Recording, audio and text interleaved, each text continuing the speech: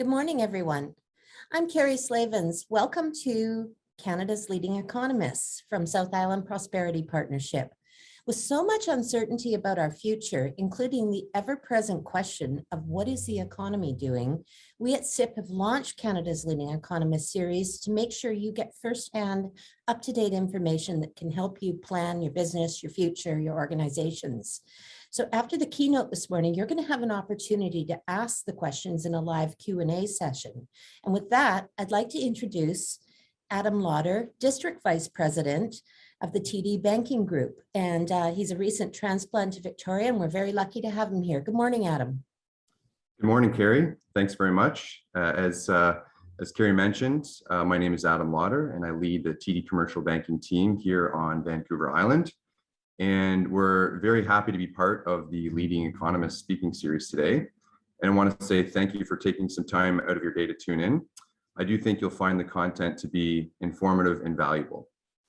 Our speaker this morning is my colleague, Derek Burleton. He's the Vice President and Chief Economist for TD Bank Group.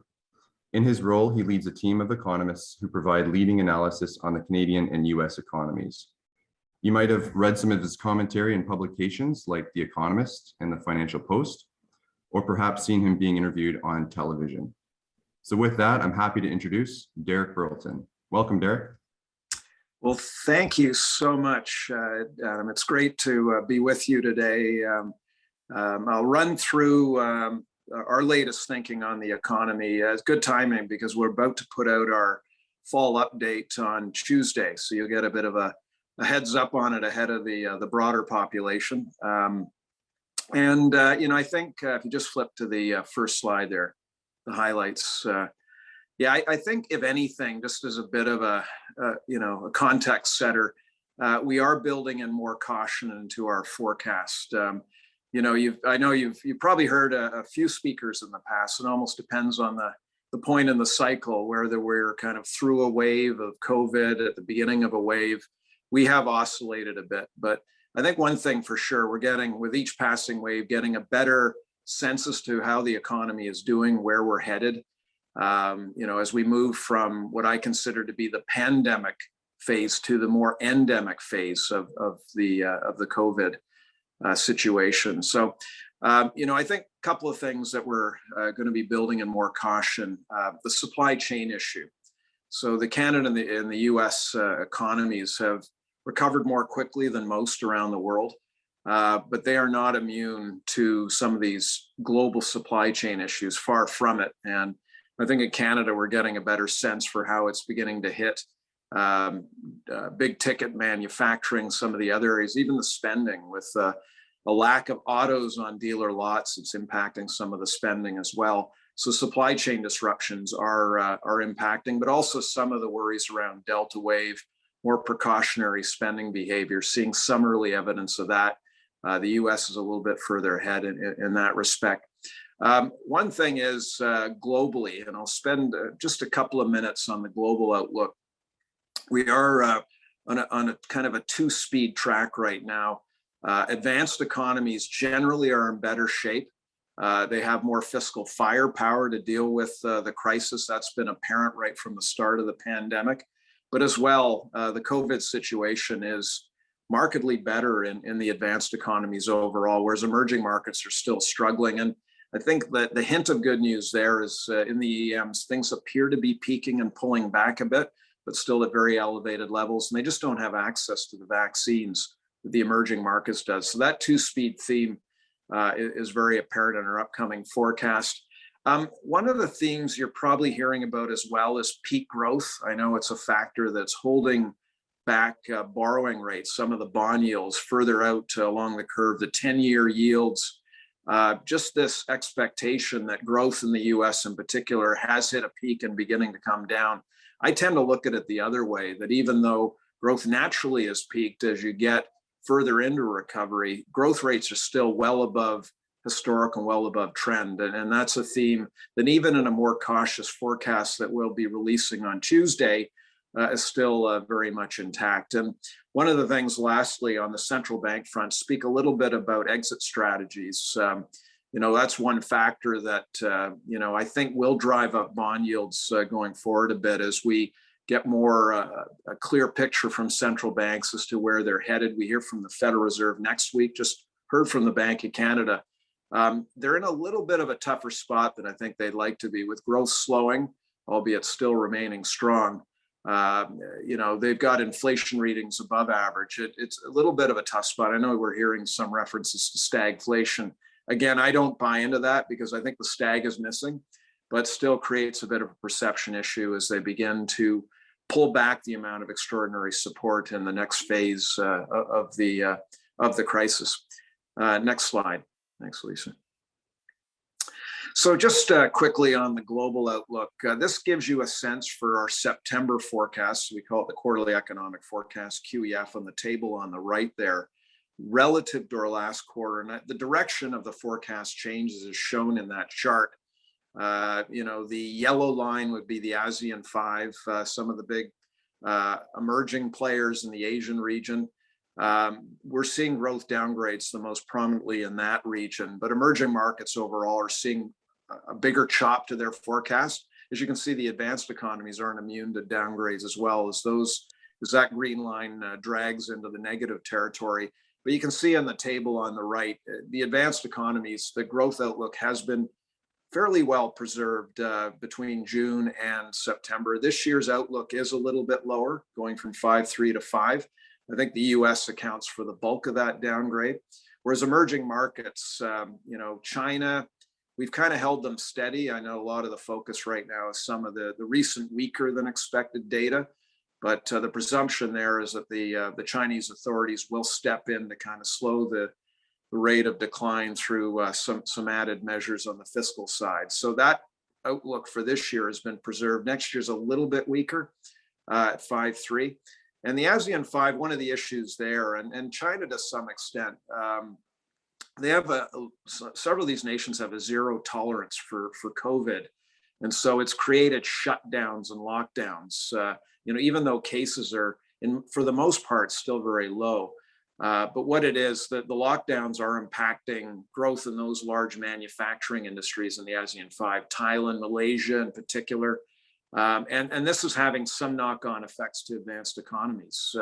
Clearly, a lot of the chip makers, for example, we're hearing so much about a semiconductor shortage globally that's particularly weighing on the auto sector in Canada and the United States and leading to shortages of vehicles more broadly. Some of the issue there is China with not seeing the capacity increases that we've seen in the past, but Malaysia accounts for a large part of that. So with the lockdowns, it's just making it more difficult for Malaysian semiconductor producers to operate at capacity. Our view in general, in terms of the chip, while I'm on the topic, we've dragged out the resolution of that crisis. We won't see it fully addressed for a few years because it takes a long lead time to get capacity up. But some of the short-term pressures should be addressed, hopefully, as we get over the COVID hump and the existing capacity can operate closer to full potential. But whereas in our last forecast, we thought resolution would begin in the third quarter, we pushed that back quite conservatively to the first quarter of 2022. So it is an issue, but I will come back to the supply chain issues because it is, as mentioned, quite a factor that is slowing growth below where we would have thought. We just, next slide, please.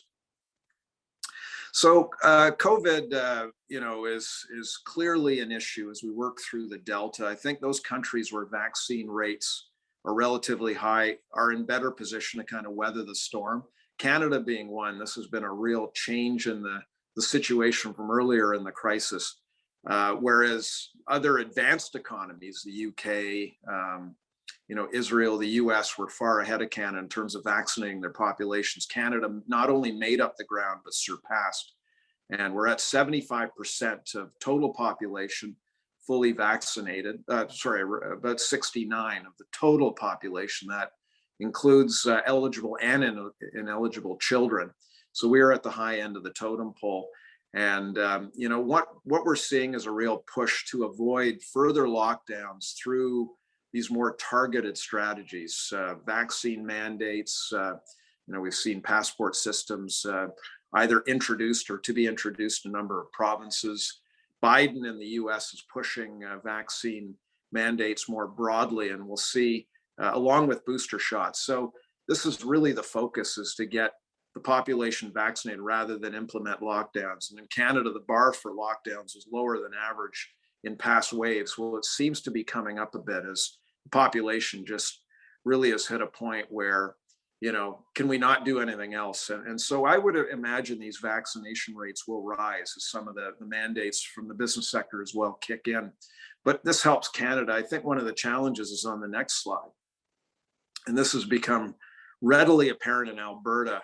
It's a hospital crisis. So Canada has really had to implement more blunt wholesale lockdowns through past waves. I know BC escaped the worst in the third wave. Ontario, Quebec, to a large extent, imposed much deeper lockdowns, but it's because of a lack of hospital capacity. You can see if you go through past waves, Canada hit a point of, you can see on the chart there, which is kind of the TD green line, the solid line, where it hit about 125 hospital admittances per million people.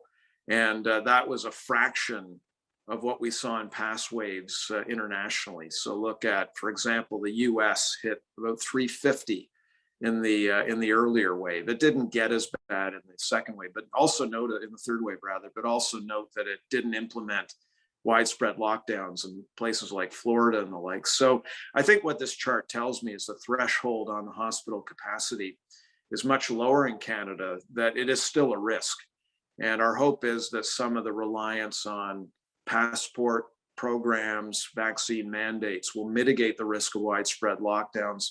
Alberta is hoping. It announced yesterday, along with Saskatchewan, that it is moving towards a vaccine passport system as opposed to a widespread lockdown, albeit it didn't refer to it as a passport, more an exemption system. But again, it's this theme that the governments are looking at other ways to get around a blunt lockdown. So hopefully that'll mitigate the risks in the economy. It's still a risk if we see that green line in the months ahead tick up. And one of the more uncertain period comes when people head indoors as weather's cool. Will we see cases really climb? And we don't build that into our forecast. We assume government just sort of stay the course on existing levels of reopening. Don't reopen further in the near term, but we don't see a widespread lockdown. If that happens, it would be a downside risk in the forecast. Very clearly on the job market with each passing wave, widespread lockdowns do create a short-term pressure on the economy that we're hopefully hoping to avoid. But this is the number one risk heading into the fall, I think. Next slide. Yeah, the passport system now in Canada, this is evolving very quickly. And Europe did have a head start in terms of imposing vaccine passports, starting with international vaccine passports required for travel and the like. More recently on the domestic side. I'm not going to go through each country around the world. I think the important thing in this slide is already out of date in Canada, whereas Alberta and Saskatchewan have joined the chorus on the passport. I think, again, it comes down to this more targeted way. I think the question in Canada, when will we move to booster shots? The U.S. is looking at them, and we'll see which way the FDA rules. They're meeting today, actually, on the U.S. booster shot, something Biden is very much in support of, kind of widespread boosters available for the mRNA type vaccines. Canada is behind in terms of vaccinations, but it's something that we may very well need to move into. So far, in Canada, it's been more for the most vulnerable segments in certain provinces, which are receiving third doses already, but not anything beyond that. But that may be the next step beyond the vaccine passports. So we'll see. But again, hopefully we will avoid the kind of blunt widespread lockdowns. Next slide. Now, getting to the next phase. So I think, again, we'll see. I mean, it's a risk. I think if anything, cases in the U.S. have probably peaked and are beginning to come down. They saw a much bigger outbreak during the Delta wave than Canada has so far. But in the West, Alberta in particular, cases have really come up, less so in the eastern provinces of Canada. So we'll see how that plays out. But again, hope is that we'll avoid, the kind of third wave crisis that did slow Canadian growth. The U.S. Growth outlook, I show you in front. This is kind of the current expectations and how quickly the U.S. can grow. Notice how for 2021, the light green line, how expectations have been coming down from a few months ago. Growth was going to be coming in around 6.5% this year. Now under the most up-to-date forecast here in around kind of mid-fives. Still pretty strong growth. I think that comes back to my earlier point, well above kind of a 2% potential rate, which is that dotted line at the bottom, but just kind of coming down. And I think that reflects some of the Delta impacts as well as supply chain challenges. So US is still growing very rapidly and should be back to kind of full output, I would say, kind of that notion of where it should have been had the crisis not happened by the fourth quarter of this year. So it's still well on track. Next year's growth, which is the 2022 line, up around 4%, slightly above. The US is still pretty much pushing the pedal on fiscal stimulus. It's looking at an infrastructure plan that should kick in next year, and maybe even beyond that. The Congress is working towards a $3.5 trillion long-term poverty support plan, along with climate change, that is trying to get through at least the Democrats in Congress. If they get enough support, they need unanimous support from Democrats in Congress to pass it, but they're working through the fine details of that. And it's a very large package, which will include very large tax increases as well in corporations. But if they get that through, it should be mildly stimulative over the longer term as well, albeit, as mentioned, it's going to be largely paid for by tax increases. But that's something we're tracking. It's going to take a little while to get that through. So the growth outlook in the US is still very healthy. As mentioned, I'm comforted by the fact some of the cases in states like Florida, California are beginning to pull off their highs, and gives me more confidence. But it still is a good news story, even if some of that good news has come off a bit from earlier this year, which again is natural. Given the early stage of recovery, you tend to get the strongest growth, and then you get forecasts kind of calibrated to a little bit of a moderation. Just very quickly as well in the US, I would say that supply challenges are even more predominant in the US economy than in Canada thus far. The US is probably a quarter ahead in that regard. Inventories are being run down just because producers can't produce enough to make up for the demand. Labor shortages are more pressing there, particularly for the reopening industries in the lower wage sector. We're seeing some of that show through in Canada as reopening happened later, but not nearly to the same extent. And this will have an impact. I think our assumption, though, is like a lot of the supply-demand mismatch, we will work our way through it. This is not a permanent situation. You get adjustments in the economy, particularly as growth shifts from goods to services in the coming quarters. But it is something that, at the margin certainly will limit upside potential for the US economy. On to the next one. Yeah, the US, just some of the leading indicators are still very strong. We tend to look at purchaser managers indices, the ISM, both services and manufacturing, and the readings are still well above historical. Some of these are flattered by issues that aren't particularly positive. So usually when a reading is around high 60s, like it is in manufacturing, thinking, wow, the sector's booming. But this also factors in some of the negatives. The fact is that supplier delivery times are running at historical levels because producers can't keep up with demand. Ports being backlogged. The list goes on of some of the challenges faced by manufacturers, again, that if anything are driving up, because usually I would say, okay, supplier delivery times are high. That's a sign of strength because it just means, demand is strong. But in this case, it's to such an exorbitant level that it's choking off some of the activity. So these indices sort of are flattered a bit by some of the problems, but the new orders index is still very strong again.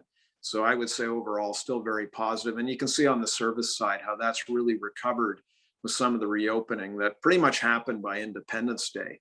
And again, it's keeping up with the demand given some of the issues on labor supply and the like. Clearly it's driving up wages.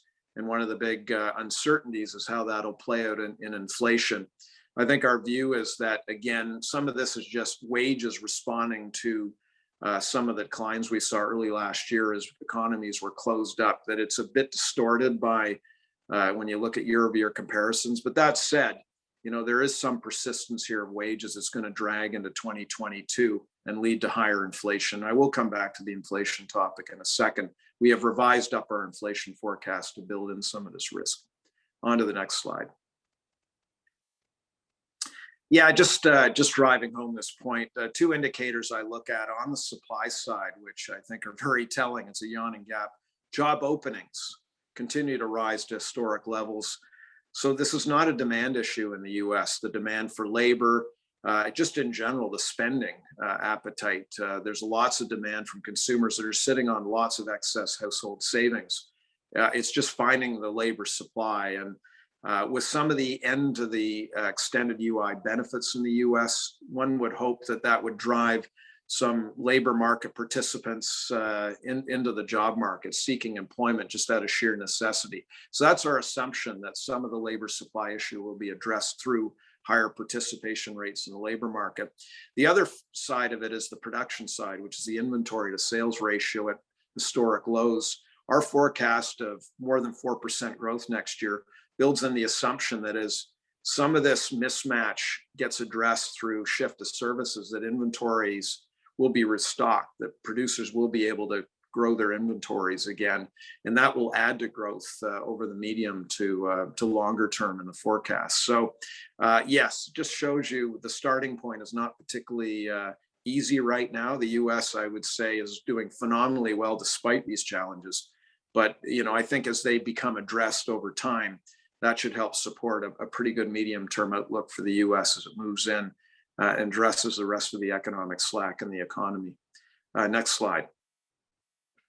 Yeah, some of the other, we talk about endemic, and this is the next phase. We're learning to live with the virus. I think governments are kind of using a bit of experimental tactics in addressing it, and hopefully they've landed on, a more permanent model as we can get vaccination rates up. But just to give you a couple of examples of how, some of these issues are prolonging some of the shortages. The pingdemic we refer to it in the UK, that's where the government essentially removed all restrictions, set up a very extensive tracing system. So if you had any kind of contact with a positive case, you had to sit at home for 2 weeks. And you can see, people were getting pinged through their phones through these tracing apps almost daily. And what it did, it pulled a lot of UK residents, households out of the labor market as they had to sit at home. So the stall start thing, as you can see, we've gone through waves of it, has impeded the UK recovery. And I think they've come to terms. I think they're easing off the pedal in terms of tracing a bit as they work through this. So hopefully the system gets better from here. The other side is the freight issue. Now, that said, this is a global issue, as mentioned. I think we're getting a better sense. Freight rates, as you can see, are exorbitant right now. The shipping rates are huge, but it's not really a lack of containers as it is just some of the logistical issues at ports, that there's just such sheer demand that freighters are sitting there waiting to unload. And the US is case in point, where just the delays are phenomenal. But this is a global issue, as mentioned. So, again, this suggests that we've got big blockages that are just going to take some time. In the meantime, of course, freight rates are going to be sky high. But, hopefully, again, over time, we see some of this addressed. So just a couple of added color around some of these supply chain issues and just issues more generally. Next slide. We're seeing some early signs of a pullback. I guess the commodity markets, we tend to look at early indicators where prices were soaring last year, well above expectations. It created a lot of discussion whether we're in sort of a multi-year boom again for commodities, akin to where we were before the financial crisis in 2008-09, even as early as recently as 2010 or so. And I think our signaling had been, some of this was just due to this mismatch issue globally, that you couldn't send the commodities around quickly enough, given all the demand for goods, which in turn take a lot of commodities. In the case of lumber, it was housing. just the global boom in housing and reno activity. But you can see since the peak in 2021, prices have come down broadly, and suggests that that may be the first kind of sign that, that some of the temporary pressures on the goods market as we again shift more to services going forward. Lumber prices down about 65% from their peak. That certainly resonated in the BC economy, given the importance of lumber, not only on the island, but obviously in the interior of BC and northern BC. But prices have come down to levels that are kind of, for many producers, are below break even. So it really has been a phenomenal turn, less so in other commodity areas. But, I think, again, our price forecast is still healthy broadly for commodities. Lumber prices, we would expect a bit of an improvement from current levels. I think we'll end up somewhere in the middle going forward. But, some of the other areas are going to sit. Oil, for example, we've got at $65. I know that's not shown on the chart here, but oil prices, we've got a forecast of 65 to 70 in 2022. So holding at a reason, that's a sweet spot in my view. But just some thoughts on commodities. Next slide. So Canada, just moving, peeling the onion, moving closer to home. Just as a bit of a recap, our forecast for Canada, this is a real GDP growth, is for about 5% next year. Canada has more room to make up than the U.S., so we see growth outperforming in 2022 a bit. I think the U.S. we have down around 4.2, so a bit of an outperformance. This year has been a bit of a disappointment, I would say. We were initially thinking growth at 6% in our forecast. We've cut it down to 5%. And that reflects a few things. It reflects a second quarter that showed a more pronounced impact from the third wave than we would have anticipated. And some of that was just due to data revisions by Statistics Canada. So we had been talking about resilience, and there still was resilience in the second quarter relative to, say, where we were last year, amidst widespread lockdowns. I think, they still were deeper, as mentioned. The third quarter suggests that some of the momentum coming out of the third wave was a little bit weaker than we anticipated. So we still see going forward strength. The Delta wave, as mentioned, will impact spending behavior to some extent, but we do expect growth to hold up quite well because we're not anticipating, as mentioned, any widespread lockdowns in the forecast. And it should set a fairly good handoff for 2022. So there's still a fairly solid dynamic in here. I think the supply chains mentioned we've built in that lowers next year's growth relative to what it would have been in inflation. I got a chart on that in a second. That moving the other way, we've upgraded our inflation outlook. Next slide. Yeah, this rotation from goods to services, I think, underpins a lot of our advanced economies. So I think the assumption is with spending on goods are well above pre-pandemic levels. Now with the gradual reopening of service industries, albeit still facing some constraints. Now it's a vaccine passport system for many of the high-touch service industries, indoor dining and the like. That, certainly does weigh on some of the upside potential, but doesn't limit the ongoing swing. There is pent-up demand for services and tourism and the like. It's just going to happen a little bit more gradually than we would have thought a few months ago. But this gives you a sense for where we see service spending relative to goods.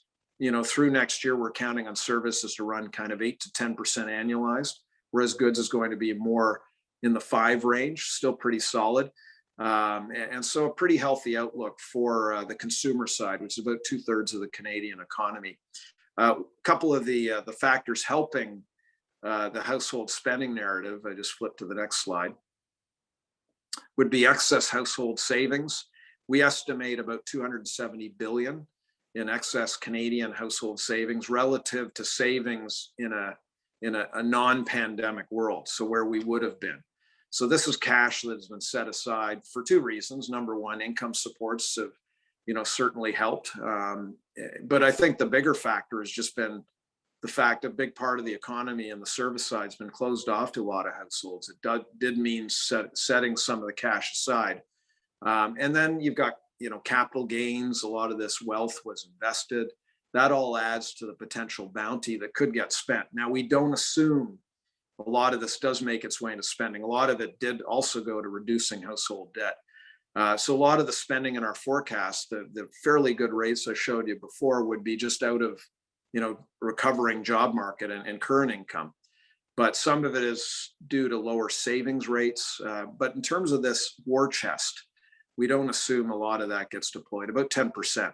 So this does mitigate, this is an upside risk to forecast that might allow for a better spending performance than what we've built in. We'll see. We'd rather leave that as an upside risk. But I know as economists, we tend to focus on downside risk to delta, downside risk to, maybe a financial market pullback. But there is this upside risk that kind of balances out the equation. Next slide. Yeah, on the investment, so that's the consumer. The investment side has been a disappointment. We like to cut our business investment pie into the components. And, there's one area that has done quite well. That's investment in intellectual property products. We're not quite the U.S. in terms of IP power, but we've seen a nice bounce off the lows of early last year in terms of intellectual property products. The other areas have underperformed. I would have thought structures, that has been performed pretty much as we'd expected. The retail office and office markets have been hit by the pandemic, and there's going to be a bit of a legacy there. But where I've been disappointed has been on equipment and machinery purchases. There's been a big push to automate, to digitalize, move, platforms to e-commerce, a lot of the purchases, and a lot of that's been done. But, our expectation would have been that we would have at least got spending back to pre-pandemic levels already, and we're still short. We do still build that in. I think it's coming. If we can get over the very near-term hump with Delta. Some of the intentions surveys we look at, the Bank of Canada intentions, do suggest pretty good spending on this front. It's just delayed. So we're counting on that to kind of bring investment up. So part of next year's recovery story is the consumer. But, in terms of contributions, the investment side should hopefully, contribute. And part of this is just simply a recovery story that is lagged. And hopefully that will pick up. The job market has recovered even quicker. So it seems like businesses have been more apt to hire than invest. That's not a sustainable situation, though, as some of the labor shortages bite. It's going to force businesses to shift towards labor-saving technologies. So this is part of the narrative as well. Next slide. If you were to ask small, medium-sized enterprises what worries them, when they look ahead, and the latest survey from the CFIB suggests it's really much like the U.S. It's input shortages, distribution constraints, some of the logistics challenges, getting goods around to where they need to be, and labor shortages are three areas that stand out. The other problems are more where they were pre-pandemic. In the case of skill and time constraints, in fact, it's come down a bit, and foreign competition's down a bit. So, again, this just impresses on this risk that even though Canadian businesses are growing their production, they're still having trouble keeping up with demand, and it's leading to this mismatch, again, that's taking a good 6 months to a year to kind of work through in our forecast. And in the meantime, we're just left with still good rates of growth, but growth that would have been better had it not been for this mismatch. Next slide. Inflation is a very strong topic. It's a topic that we've been hearing about at ends, and it's not surprising. Canada's inflation rate, we had the August data this week, and the inflation rate is now up to its highest level since 2003. We breached the 4% mark. We're at 4.1% year over year on inflation. The U.S., by the way, has been running north of 5. I mean, who would have thought? But, what we tend to do, some of this is due to base effects, because you tend to think of inflation as what are prices today over a year ago. A year ago, we were still seeing the early stages of reopening and the like. So, there is a base effect. If you look at prices over 2 years ago and do it on a per year basis, Canadian inflation is running at just over 2%. So we're not seeing a massive outbreak. A lot of what we've seen of late is due to just reopening impacts, and particularly in recreation. The shelter, though, that's been a big contributor. That would tend to have more persistence. So some of this reopening, I think, is going to begin to cool over the next few months. particularly with some of the Delta impacts. But shelter is an area that will continue to build gradually. So what we've done, the way we've treated this is to think, okay, well, average inflation next year should be about 3%, much like it will be this year. But more of the contribution will become from these more persistent areas like shelter as some of the reopening subsides. The other, in the good side, some of this is due to this supply mismatch. Auto prices are up sharply, both used and new prices. And again, some of the demand is likely to cool just due to a sheer of lack of available product. We should see prices there pull back. And the U.S. is a bit of a leading indicator already. We're seeing used car prices pull back stateside. So again, the inflation pie is a mix of more persistent pressures, which reflect, recovering economy, cyclical pressures, and some of these early stage reopening and supply related areas that should cool, leaving inflation at the top end of the Bank of Canada range next year. So we do, certainly subscribe to this issue that inflation isn't just going back to 2% where it's been for 2 decades. It's going to remain above average through next year. Probably not until 2023 do we see convergence back to 2%. So we're going to have to live with higher prices. It does mean households will see, once they factor in inflation, the wage gains, which will pick up, won't be as good in real terms.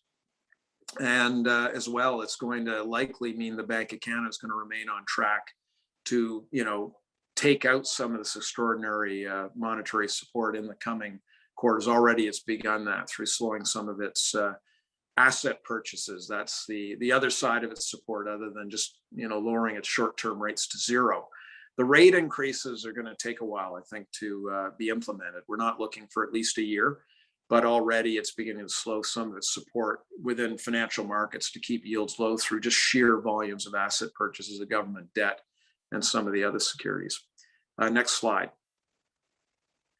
Yeah, this just underscores this inflation persistence. Second half of this year should see peak inflation, and then you're going to get inflation come back a bit, but still remain above where it's been. So I think that's really just adds color to what I've just said. Next slide. Yeah, I think just very quickly, I want to address bond yields because we are in this unusual world where markets don't seem to be too worried about inflation.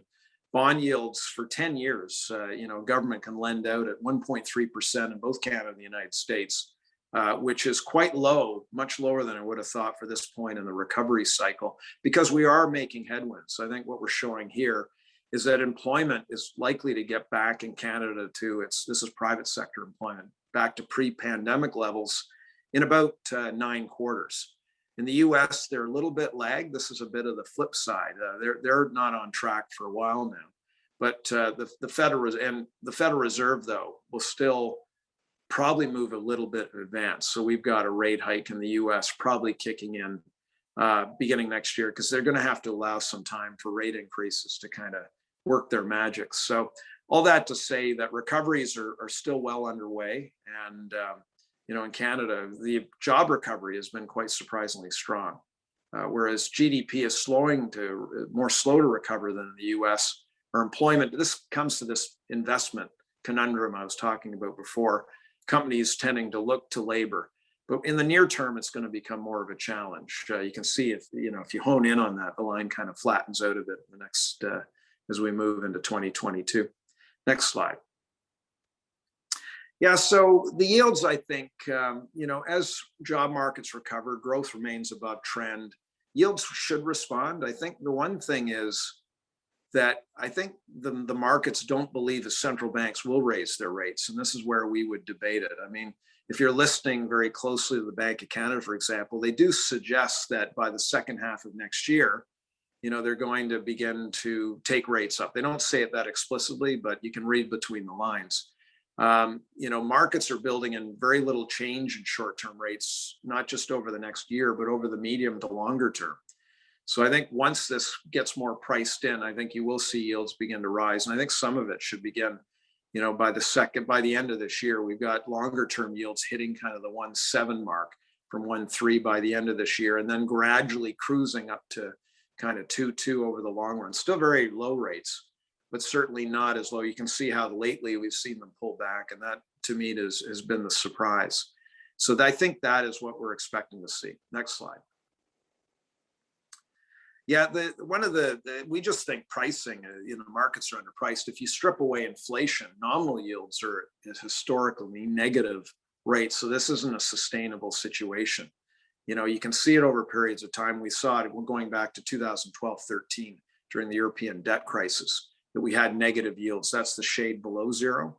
So I think part of our forecast just assumes that markets want to get back closer to kind of a zero real yield once you factor in inflation.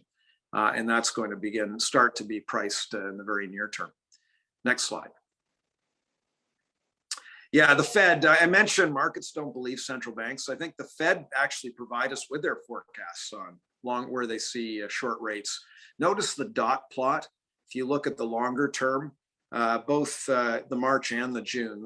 We get the September numbers out next week, but the June shows that most Fed members see a short rate between 2 and 3% over the long term. Markets are currently pricing in somewhere in the 1 to 1.25. So I think right now they just don't believe the Fed, and I think we probably end up somewhere in the middle. We don't have rates getting quite up to 2.5 to 3%. We're down closer to 2%. But I think we will end up somewhere in the middle, where markets just need more time to be convinced, I think, that the Fed is serious about this. The first step for the Fed is to taper its asset purchases. They're currently buying about $80 billion of treasuries a week, and 20 billion of mortgage-backed, 40 billion of mortgage-backed securities. So it's a total of 120. The first step is to cool those purchases. They won't be buying as much debt essentially in the market. The idea being that's how you keep yields low, but just through sheer buying power. That would be the first step of normalization. And we'll hear something about that next week at the FOMC, even though I don't think we'll get a formal announcement. But that would be the first cog in the wheel. Short-term rates probably won't get raised for at least a year, similar to Canada. Next slide. Canadian dollar, peeling the onion, just got a little bit on BC and Victoria in a second, but the dollar, we have pulled back our view on the Canadian dollar. I think our view had been, with commodity prices early this year, I think there was a lot of optimism in the currency, and we weren't immune to it. We had a currency that was above 80 cents. Our forecast had it running around 82 in the second half. We're now down to below 80. 79, and we pulled it down. I think just under some closer scrutiny. I think the story for an 80-cent plus currency, a strong dollar, is less compelling. And I think our view is that 79, based on our latest growth analysis, some of the fundamentals that drive the currency is more in line with the 79 to 78 cent currency. So we're looking at a weaker Canadian dollar profile. It's still a fairly tight range, but I think the point being is that we have pulled down our expectations in recent months, and part of that is a stronger U.S. dollar story. So just some thoughts there on the loonie. Next slide. Yeah, the election. Some of the recent weakness, maybe due to the election uncertainty. We have the election, as many of you realize, coming up on Monday. And the polls are showing a pretty close race between the Liberals and Conservatives. I think most of the polling analysis based on popular vote would suggest a Liberal minority government again, very much the status quo from what we had 2 years ago. So I think then it comes down to, okay, what are the implications for the economy? And, the Liberals, of course, have a fairly significant spending plan, nothing like the NDP, who they might naturally coalesce with to get some of the legislation through. So all that to say that there is an upside risk on deficits, on taxes relative to the status quo. But I think some of that may be factored into market, but not a lot. It's not like we've seen the loonie selling off dramatically, but at the margin, some discount there. But I don't anticipate, if it's status quo government, I don't anticipate the loonie to lose a lot of ground. I think for us, some of the challenge will be, how do we embed platforms into our economic forecasts of anything? They may in the short run contribute to more spending, higher growth in 2022. I think then it comes down to extent, and I think we'd probably take a cautious view on that. But I think again comes down to some of the very bold NDP promises. Some of it pharmacare, which the Liberals may find a little bit too expensive for their liking, but some of the promises they might adopt. And the spending, I think it just, much like the U.S., some of the fiscal stimulus maybe a little higher than what we had driven, offset by some higher taxes as well on corporations and on higher income individuals. Next slide. Yeah, just a few thoughts on BC. I know we're kind of getting to the end, and I do want to leave time for questions, but BC has been a very constructive performance as an economy, right up at the top of the leaderboard in 2021, along with Quebec. Not as significant a third wave, albeit the Delta wave is posing some challenges for parts of the province. We know some restrictions have been announced. But overall, we're still very constructive. We see the economy getting through the Delta wave in pretty good form. I think the momentum indicators are very strong for BC. Job markets are doing well, low unemployment. I see Victoria's got the lowest unemployment rate in Canada right now among major cities. So very good momentum, losing some ground next year as we see more broadly. Ontario bucks the trend a bit because its growth was disappointing this year. But overall, BC is looking strong heading into 2022. Next slide. Yeah, unemployment, a lot of that ground has been made up. Still a bit further ground. We see unemployment edging down. The participation rates are back up to pre-pandemic levels in BC. That's a very different story, certainly relative to the U.S., but that's been a good news story. And job growth has just been very strong. Some challenges there with labor shortages that may cool some of the employment engine a bit. We do see some further ground being made up in an environment of 4% plus growth in 2022. Next slide. Just getting to the end here. Yeah, the housing story, again, what do you say about it? I mean, it's been, I could use every adjective in the book. It's been a phenomenal ride. Show, BC starts, home sales and starts, some of our expectations there. We're seeing some early signs of a cool down, albeit you can see our view on going forward. We sort of see them stabilizing. It usually doesn't end up as flat, but I'd focus more on the trend than any kind of specific quarterly plot, but kind of stabilizing at above pre-pandemic levels province-wide, down from its recent peak quite a bit. And same thing with starts. We don't show you a lot of back history, but starts will remain pretty healthy if you compare back sort of 10 years. I know that, some of it is just due to supply constraints in the near term, which are weighing on starts activity. And then you've got, just some of a cool down to an area where we've seen just a lot of more building than we would have anticipated. So natural slowdown on that front. Next slide. Yeah, this is Victoria, Vancouver. This is more history, but the outlook would kind of fold into the BC view. Just want to show a little bit of a comparison of, condo prices versus single attached. And we're not seeing any let up in the price growth. I think there's usually a lag with a bit of a pullback in sales, but markets are drum tight in both cities. So our price forecast remains very strong in the near term, with some slowing in the second half of 2022 baked in. You're going to get bond yields rising. Mortgage rates should follow suit. That's all part of the slowing equation. Just some of the pandemic demand will ebb. We've seen home ownership rates surge. Now, one of the risks would be an upside risk with the election. Both the Liberals, actually the Conservatives as well, and the NDP have very ambitious housing platforms. So, we haven't embedded that into our forecast of anything that could add to more demand in the near term, whereas supply measures are more longer term. So if anything, price growth could be revised up based on the election outcome next week. But all that to say that, I think we're pretty much at a peak. These are not sustainable rates of growth. You can't see it's 4 times income growth right now. So there's only one direction to go. I think our view is there's also not the grounds to have a very dramatic pullback either. So we're left with a high price environment over the extended period, and some vulnerability, obviously, if the economy were to get hit by a very large negative shock, which of course we don't build into any kind of baseline forecast. Next slide. Yeah, population growth. This should pick up. You see how the pandemic has really hit population growth, interprovincial migration flows as well. BC is doing a little bit better than Canada, and part of our forecast going forward is a continued pickup, albeit not getting back up to the 1.6. Some of this is due to just global COVID challenges lingering in the endemic phase. It's going to, limit the amount of mobility globally into Canada.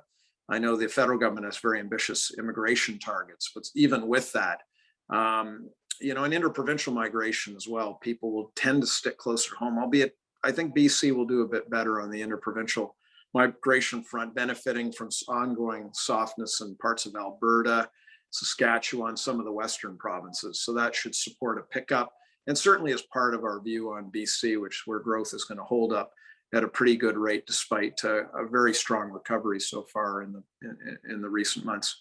Next slide. This is the last slide, I think. So I don't want to. BC, it's not all positive. I think some of the dynamics have been very strong. Tourism is one area that I worry about. And I know some of the concerns around, the cruise ship industry, some of the legislation Congress is looking at, which may bypass some BC ports of call. Tourism in general is an area of our forecast we just keep pushing back. So that's a negative on BC. There are enough positives, though, to keep growth strong. The government is one area that's going to support growth. I think relative to other provinces, when I look at provincial governments, a lot of them are cooling the spending jets in the near term. BC has a lower debt burden, has more room to spend.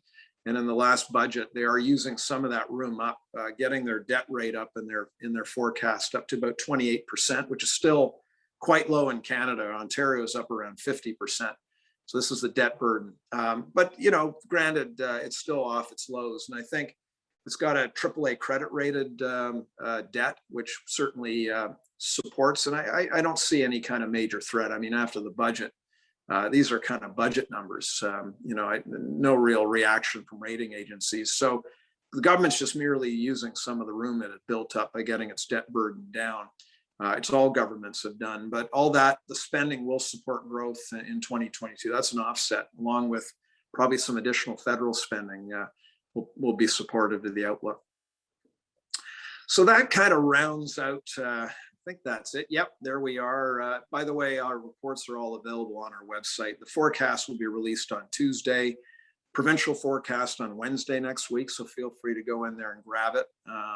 Lots of good material on there, I would hope, that you can digest. And Carrie, maybe I can shift it back over to you to see if there are any. I have no idea how long I've just spoken for, so.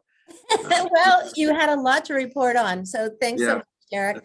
We'll take a few questions here. I'm going to start with the pandemic moving into endemic. What does this mean? Our trade strategies, including our trade tourism strategy, could shift towards, or should shift towards, targeting markets that are being less impacted? And won't this lead to future inequity, since the developing markets might be left out of full recovery?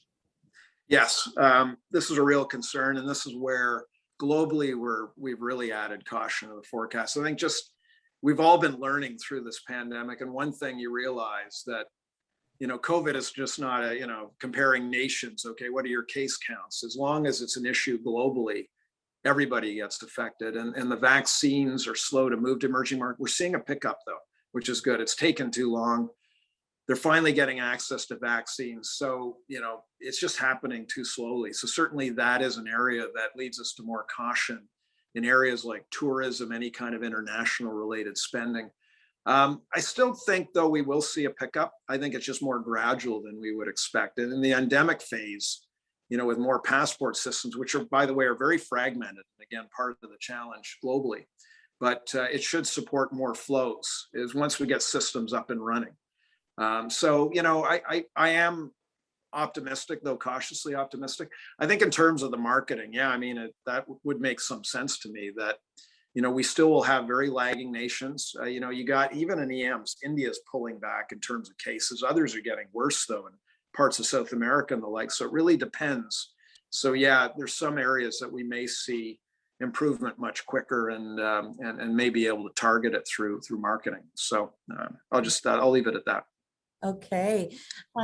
We have a question here. Actually, this person has asked three, so I'm going to take the first one for now. How will the debt load federally affect future growth and expected tax increases to discourage international investment into Canada? Yeah, this is a great question. I think Canada certainly isn't alone. I think some of the Biden, if we're tracking Biden, some of his initiatives, he's got a very ambitious social policy agenda, social infrastructure, which would mean dramatically higher U.S. taxes on corporations, high income individuals. The U.S. debt, in fact, is higher than Canada's federally. Provincials make up, close some of that gap because our provincial governments are more in debt than states on average. But I think we're all headed in the same direction, I think, globally among advanced economies. Some countries have already implemented higher taxes to bring down deficits, like the UK. They're further ahead.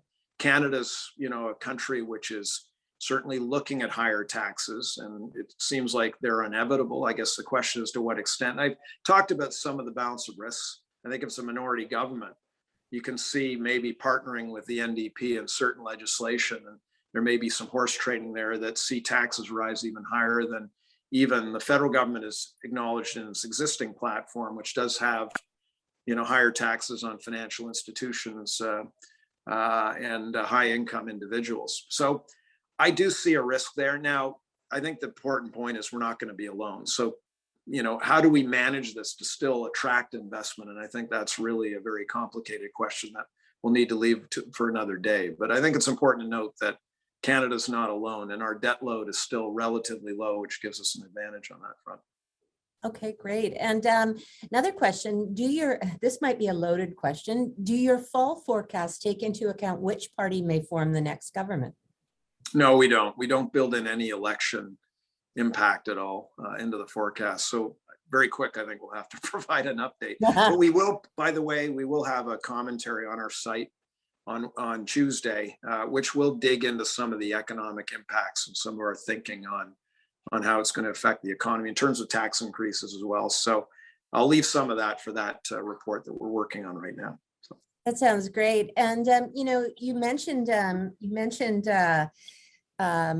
patents and intellectual property and that with investments into IP products increasing, does this imply that businesses will have an increased BERD rate? And for those of you that don't know, can you tell us what the BERD rate is? That would be essentially business investment and research. I wouldn't get too carried away. I think all we showed is that IP investment has recovered back to pre-pandemic levels. It's not particularly robust. Any kind of comparison to the U.S. intellectual property investment, they're well above pre-pandemic. So we still lag on that front. That's not a new issue with Canada. And it comes back to some of the conundrum of what holds back investment and research. We do a lot of inventions, not so much innovations in Canada. So I think this is a long-term challenge that I don't think, the pandemic, if anything, has just been, impeded some of the developments. So, So no, I don't think this is naturally just what we've seen of late means much in terms of this challenge. Yeah. Okay. Well, Canadian productivity has been a concern in the past. How do you think the likely long-term adoption of hybrid and remote work will impact labor productivity moving forward? Well, these are all fantastic questions. I think, I think we're landing somewhere in the middle on that one. I think we will land somewhere in a hybrid model. I think it's quite clear that most large corporations will allow some flexibility, but certainly we will see people return back to the office. And I think their advantages and disadvantages is a very difficult question to answer, because on the one hand, people working at home save tons of time in terms of commute, and I think the pandemic has shown have been very productive. The same side, from a long-term perspective, you're missing the collaboration. I think a lot of new workers, and maybe speaking from my own personal experience, that I work in an area where we rely on sharing information and to develop some of the younger research economists and analysts.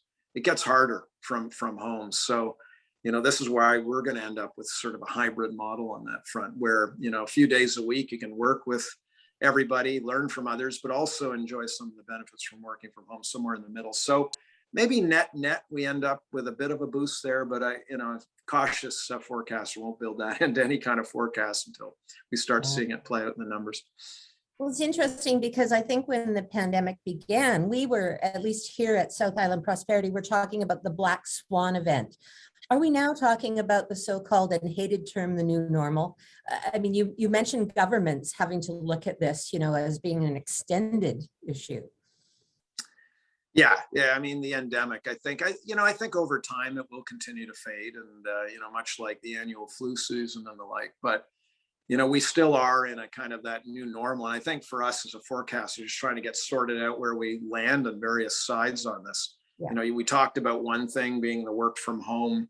I'm an optimist. I know Canada's equipment investment has lagged, but I think we will end up with, better productivity out of this. I think what this pandemic's done is accelerated, within economies in general, push to digitization. And this was, this will be good, I think. I know that some people will get displaced, and climate change, some of the transition away from energy and the like. I mean, a lot of questions there as well. But over time, I think, we'll see some of these trends pay off in terms of increased productivity. That'll help governments and some of their deficits as well. It's just as a forecaster, I'm not willing to embed it until I get a better sense where we land post-pandemic. Absolutely. And I think do you have time for one more question, Derek? Yeah. Oh, yeah, absolutely. Yeah. So all parties are proposing increased social benefits as well as taxes, maternity sick pay, which are increased costs to businesses. Do you see these as discouraging offshore investment locating in Canada? Yeah, I think this kind of comes back to before. I am concerned about where the direction of taxes is going to go.